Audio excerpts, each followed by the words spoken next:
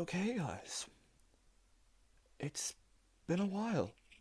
Hey guys, it's me, Meteor here, and as you can see, it's been a it's been a long time. It's been a long time, and yeah, there's only really one explanation is that well, school started, and factions is pretty hard to manage, and I know I've let a lot of you down, and I'm really sorry about that. But I figured out a way I can continue this, and I've been doing it for about 2 days. And you guys are about to find out what it is, because this is episode 1 of Forzona, the story so far. So, let me just explain what it is, and then we will get right into it. So, Forzona, this is a realm, just right here. I own it. Currently there are 3 people on it, but they can fill up to 10 pretty easily. But, yeah. So, I will not be giving out the invite to this realm to everyone. If you do want to join it, I will have a link to where you can apply to join the realm, and it also Discord. So yeah. But basically, this realm is a nation realm. So basically, you can claim some land, build a nation, like get people, build a massive city, get people to join your nation, go to war. It's pretty interesting. Haven't had any of those yet though. But basically, that's it. That's all the nation is. We're trying to keep as close to vanilla as possible, which we've been doing pretty well. Technically, I don't have a nation. I guess I have spawn, but like I'm the owner. I just fly around helping people. But yeah, we gotta go a few stuff. But basically, what the series is gonna be, it's not gonna be following my adventures in Forzona. It is gonna be following everyone else's. So let's get right into the story so far of the first era and the beginning of the second era of Forzona. Okay, so the first thing you guys need to learn about Forzona is where it begins. Here is the tower. The tower is the spawn area for Forzona. It's not big, it's not too small though, but it's definitely the center of Forzona spawn. Anyway, basically, the first ever thing to happen for Forzona was the building of the tower. And that's all to do with the lore, which will be coming out in the next episode, because, well, it's an event. You'll see. Anyway, it all began when Fennis spawned. Fennis is a great hero for Zana. He came out of this tower and instantly went over to claim some land right beside spawn, which probably wasn't the best idea, because as you can see, he got grief pretty badly, and I'm pretty sure he's moved out. But he's got a lot of dogs. Yeah, he's always had a lot of dogs. Anyway, Venice is now one of the great heroes of Forzona. He's always on, and he's a great part of the community. But he was not the only one to join Forzona that day. On that day, Unova and Sly joined for the first time, along with a guy called Alto, and another great hero. All 3 of them were great heroes. I also just closed that door. Sorry. Anyway, they went north, traveling all the way over here into these lands marked by this corner to build a great nation. The greatest nation in Forzona so far, and that is the USSR, or the Soviet Union. This is their castle. There's more to the castle than meets the eye, but I'll be getting onto that later in the video. But the first thing they did was build this massive farm, and they've become the centre of agriculture in all of Forzona. The third nation to join was the Band of Doggos. He was a lost fellow. I do remember having to help him find this place, but I did give it to him. I let him to claim it. Now, the space didn't last very long as he got raided almost straight away. But as you can see, he's quickly recovered. Anyway, after that, it was the Great Expansion. So many nations began to join, and that included the Cave Dwellers, the second strongest nation we have at this current moment. They live in a massive mountain under the reign of the mountain king, Mill, who was another great hero of Forzona. They began by building a small farm just outside this mountain, and then they built more, and more, and more, and here they are today, the great nation of the cave dwellers. Now, this was the golden age. Everything seemed to be going well. Everything was perfect. Then it happened. The Dark One came. It was a griefer whose name cannot be spoken, but he is known as the Dark One in books and in lore. He first hid himself, pretending to be normal, joining the cave dwellers. But when no one was looking, he snuck out to their neighbours, their allies, the USSR, and he destroyed everything. All of it. Completely. You see, before this castle was never here. It was just a small house. But by then, it was gone. But it didn't stop there. He went over to Spawn. More specifically, Raven Island Market. The marketplace for all of the people of Forzona.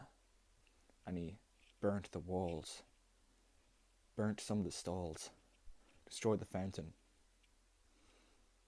It was a terrible moment. But where was I in all this? The so-called guard of Forzona? Asleep. Yep, I was asleep. There was a time difference. I'm sorry. Yep, asleep. I know, big deal. I fell asleep. But when I did arrive, well, it had already been taken care of. Mill, in his guilt for having admitted such a griefer to his nation, led a massive manhunt with all the population of Forzona against the Dark One, and they killed him. It was a successful mission. When I joined, I finally banned him, banishing him from all, for now anyway. I rebuilt the wall, and I finally erected this monument in memoriam of those grieved. This became known as the Great Griefing, a time we will never forget, thus ending the First Era. Although that is not where our story ends. Because, as you can tell, things have changed. More nations have joined. The USSR have built this great castle. But another catastrophe struck. It was at this moment when another great expansion happened. More nations began to join. Nations like Athen. More than that. Apex Predators. So many. Random Nation, in fact. Random Nation, which has recently become even more important. Random Nation's a small nation, but good. Always will be. Travelling just beyond Fennisland, you come to their space. As you can see, they're quite strong. Not the strongest, but strong enough. But it was not always as strong. There was an hour of darkness. Before I mentioned the nation of when they first joined, they seemed simple enough. Quiet even. But they made their base far away. So far away, in fact, I can't even bring you to it. But all I can tell you is they advanced quickly. Instantly getting diamond. Having an obsidian base. They were giving away things for free, destroying the economy.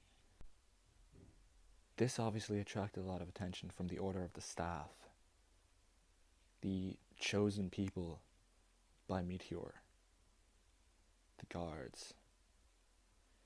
So they reported it to him, and that attracted a lot of attention from himself.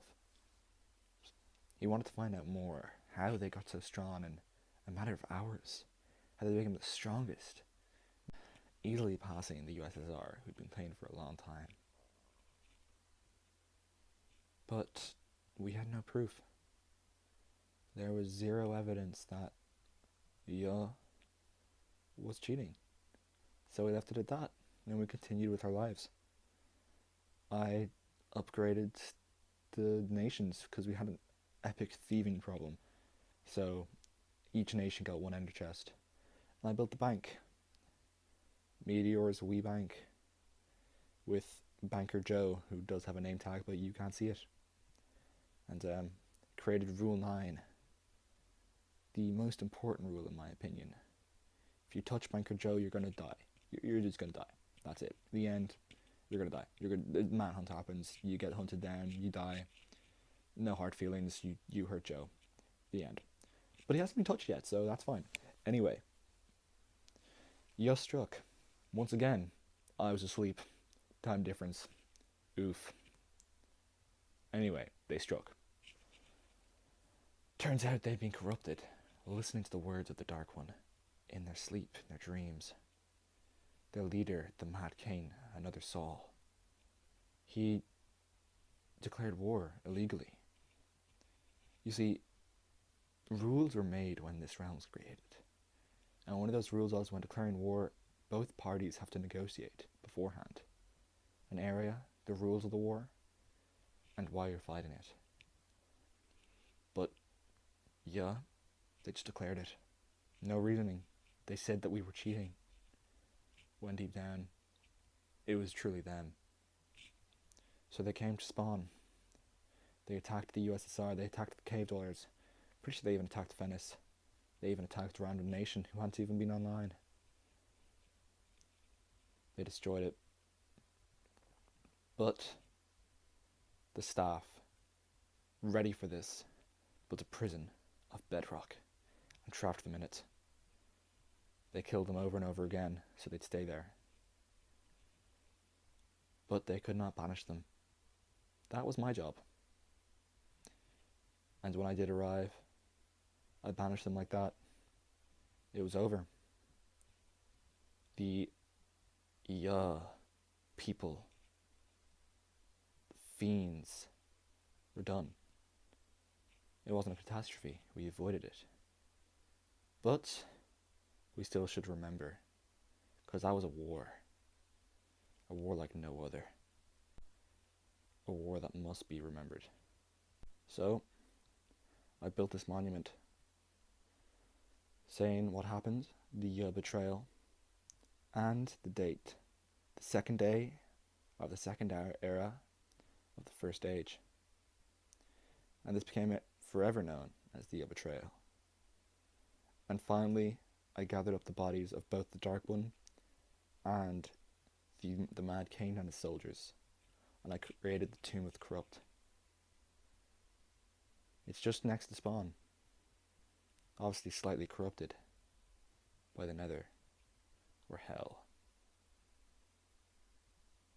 For now, we will visit it as our last destination of this video. Long may these people rest, forever hopefully. The Dark One and his forbidden name. Another Saul, the Mad Cain. Ben LV 426, a Yoga Reefer, and its good vibes, the Ya Knight. For now, that is all that's happened in this realm. Or is it? Is there more leaking deeper under the surfaces? Why is this realm here? Who is the Dark One? What was this world before Meteor?